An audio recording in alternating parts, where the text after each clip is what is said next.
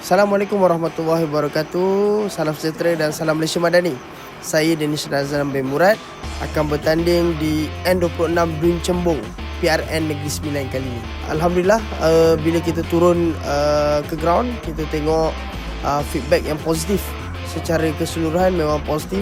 Walaupun kita tahu ada yang tidak menyokong kita, ada yang menyokong kita, itu lumrah dalam arena politik.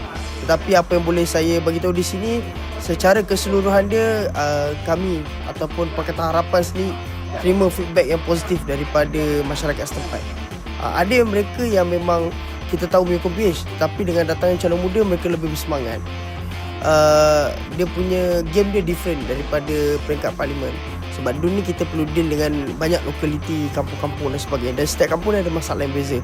Tetapi apa yang boleh saya katakan secara umum adalah saya sebagai calon muda, kita memahami apa yang orang muda atau anak muda ni nak. Jadinya kita cuba membawa suara anak-anak muda, memperkemaskan dan juga memberikan tawaran yang baiklah kepada anak muda supaya mereka ni boleh sama-sama membangunkan Cembung. Itu yang pertama. Dan yang kedua, selain daripada anak muda, kita pun tak boleh tinggalkan suara golongan-golongan yang lain juga. Macam kita kata golongan orang gemas dan sebagainya. Yang ini sebab tu macam saya ada cakap, ada yang layak dapat bantuan tapi tercicir. Ini yang masalah yang kita kena deal. Yang benda yang macam ni saya perlu, kalau dah menang, kena turun ke lapangan, kena berjumpa dengan setiap lapisan ataupun peringkat di peringkat jawatankuasa kampung lah untuk selesaikan masalah ni. Jadinya saya katakan pembangunan belia dan kita kata pembangunan kebajikan bagi masyarakat setempat.